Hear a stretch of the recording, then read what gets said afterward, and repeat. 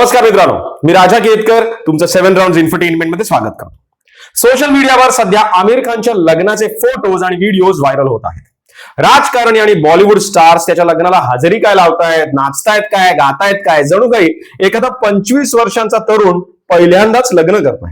हे सगळं बघून तुमच्या मनात ही प्रश्न पडला असेल की आमिर खानचं 61व्या वर्षी तिसरं लग्न होतं, पण आपल्या साध्या सरळ आणि सभ्य मराठी मुलांचं लग्न का बरं जुळत नाही. आज आपण याच विषयावर चर्चा करणार आहोत. पण त्याआधी तुम्ही जर आपलं चॅनल सबस्क्राईब केलं नसेल तर सबस्क्राईबचं बटन जरूर दाबा, म्हणजे यापुढे सुद्धा असेच इंटरेस्टिंग विषय घेऊन आम्ही तुमच्यापर्यंत आपल्या चॅनलच्या माध्यमातून पोहोचू शकतो. आमिर खान सारख्या सेलिब्रिटींची गोष्ट वेगळी असते. त्यांच्याकडे पैसा, प्रसिद्धी आणि एक वेगळं ग्लॅमर असतं, ज्यामुळे त्यांच्या आयुष्यातील निर्णय सामान्य चौकटीत बसत नाहीत. पण आपल्याकडच्या साध्या सरळ आणि सभ्य मराठी मुलांची लग्न का जुळत नाहीत, यामागे आजच्या समाजातील काही खरी आणि व्यावहारिक कारणं आहेत. अपेक्षांचं बदललेलं गणित. आजकाल मुली स्वतः पायावर उभ्या आहेत, सुशिक्षित आहेत आणि चांगल्या पदांवर काम करत आहेत. त्यामुळे साहजिकच त्यांची आणि त्यांच्या पालकांची अपेक्षा असते की मुलगा फक्त सभ्य असून चालणार नाही, तर तो आर्थिकदृष्ट्या खूप सक्षम असावा. उदाहरण, स्वतःचं घर असावं, चांगल्या पगाराची नोकरी किंवा मोठा व्यवसाय असावा. कधी कधी या अपेक्षांचे निकष खूप जास्त कडक असतात. स्वभावापेक्षा पॅकेजला मिळणारे महत्व. सभ्यपणा, प्रामाणिकपणा आणि चांगला स्वभाव हे लग्नासाठी सर्वात महत्वाचे गुण असायला हवेत. पण आजच्या ऑनलाईन मॅट्रिमोनीच्या युगात पहिल्यांदा व्यक्तीचा स्वभाव नाही, तर त्याचा पगार, कंपनी, हुद्दा आणि प्रॉपर्टी पाहिली जाते. तिथे आपला साधा सरळ मुलगा मागे पडतो.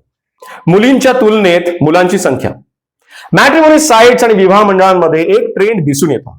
चांगल्या सुशिक्षित मुलींच्या तुलनेत स्थळ शोधणाऱ्या मुलांची संख्या बरीच जास्त असते.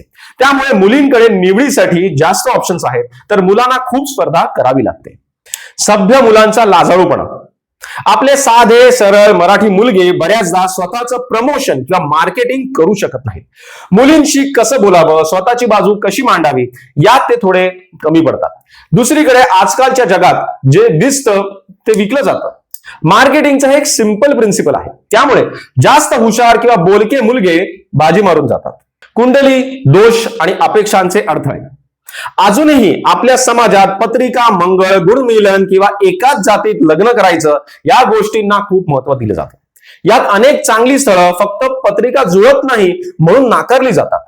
याचा अर्थ असा नाही की पत्रिका बघूच नये, पण थोडा प्रॅक्टिकल अप्रोच ठेवून हॉरोस्कोप मॅचिंग केलं पाहिजे.